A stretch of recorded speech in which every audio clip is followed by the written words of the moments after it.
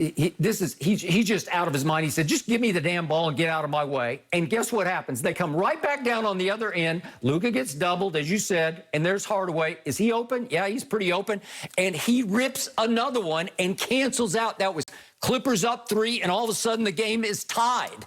So just when I thought, oh, we're going to pull away at the end of the half, nope, here we go again.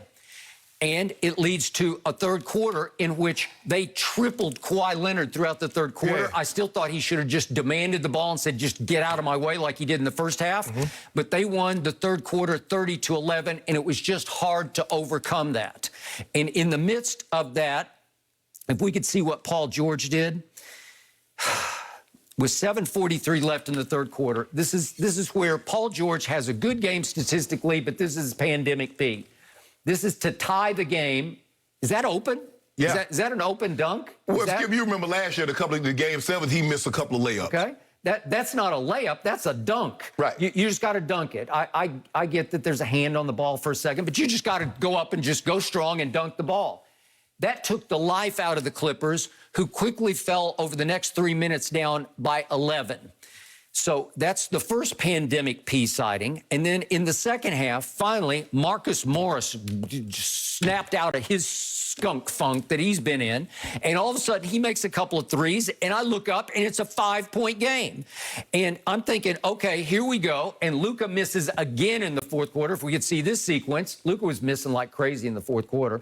And he tries a little crazy shot and almost missed the rim as usual, and comes right back down, and Paul George says, I got this, I got this, and you don't got this, because it's short. It's like there's no ball movement. He just said, I'm going to go solo and shoot this. That's to cut it to 2 right there. But see, you didn't have, you remember opening night? When he was doing those exact same plays, there was no ball movement, but he was making those shots. And everybody said, well, PG is back. Skip, it doesn't matter all that. Luka is averaging 35, 8, and 9 in this series. They can't contain him. Yeah, I can live with Luka last night. It didn't bother me a bit. Look what he shot from 3. You like that? Skip. He made 5, which is rare for him. He's a 33% career free throw. Skip. 3-point shooter. Yeah. You have to understand, at one point, he was 5 of 9. You look at what he did in the first half. How about 5 of 13? I can live with that. He ended up 5 of 13, but they shot 67% in the first half. They shot 10 of 15 from the 3 in the first half. You keep talking about the fourth quarter, but what are you guys doing? You guys are trying to play catch-up come fourth quarter because they've driven the nail in your head in the third quarter. They did. They outscored you 30-19 in the third quarter. So now you're playing catch-up, but down the stretch, he made every right play. Found Tim Hardaway Jr., wide open 3. Found Porzingis with a dunk that basically finished the game. Skip, your problem is not offense, because if you look at your numbers, you mentioned it. You made 13. You made almost 40% from your 3. You made 54%. Shot 90 from the free throw line. Your defense, you can't stop them. You just said they were a middle of the pack. They were poorest in every statistical category. They were below average. Okay. They're 18th in 3-point shooting. With that being said, how in the hell they at the top of the charts right now come playoff time against you with all those great defenders on the team? In 2 games, they have made 35 of 73s. That's 50% for a team that actually shot 36% during the regular season. Luka, if we could look at Luka, he shot 35% during the regular season. And if you look at his body of work, this is 3 years for Baby Bird, the guy you compared to one of the great shooters in the history of this game, Larry Bird, one of your favorite players. Yes. This is Luka. As a rookie, he made 32%. Second year, 31.6. This year, 35%. That averages out to 33%. He moving on up. That ranks 269th over the last 3 years of 3-point shooting. 269th, and he's doing that to the Clippers in those 2 games. Because he's playing angry, because he's saying, oh, you wanted us, you got us. Skip, he does so many. If you just look at him and says, well, he's not a great 3-point shooter, or he's not a great free throw shooter. He's a great basketball player. His IQ is off the chart. He knows he can get anything that he wants. Me and Jim put together, I stayed up late last night because I couldn't sleep, and we put together a little package. Jim, you got that package little Baby Bird was doing last night? Because look at this, Skip. Look at this. No, I think I've already seen it. Oh, you know what? It took all his might to get up to dunk. Wham! That's on Kawhi. That was his Look at best this, shot. Skip. That's a one-footer on the break in your mug, Kawhi.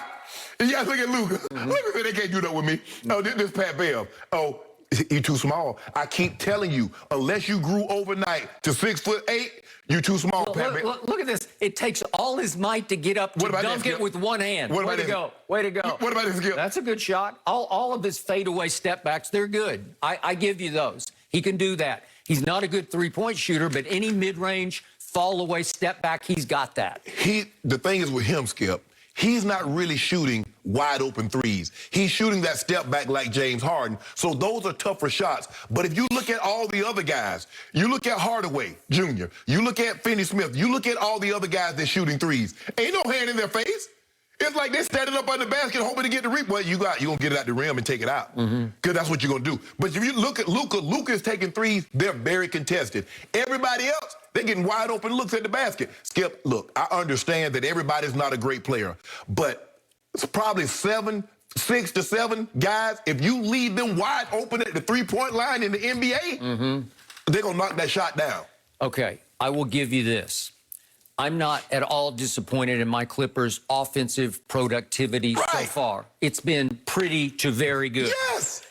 But I am stunned and devastated over how little effort they're playing defense. And it's not just on Luka, it's on everybody else. It's like they sleepwalk on defense. They're so much better than that. And Are they? I've always admired Tim Hardaway Jr. You want to talk about form shooting threes? Yeah. By the way, just the last that we cut it to 4 at the end of the game, and there's like a minute 12 left, Yeah. and they come right back down, and guess who? The designated killer. That was Terrence Mann on a little lob dunk or layup, and then Luka comes right back down and says, "Oh, well, I'll take that. I'll take that." Get the ball to the... Hardaway does it again, and that qualified as one of your open threes, right? Skip, you know how his daddy was. His daddy was like that. And look at this. It's like, I think, okay, maybe there's a chance here. You're down 4. Luka goes first inside, post, kick it back out, and he just drains it, and everything is just bottom of the net. Skip.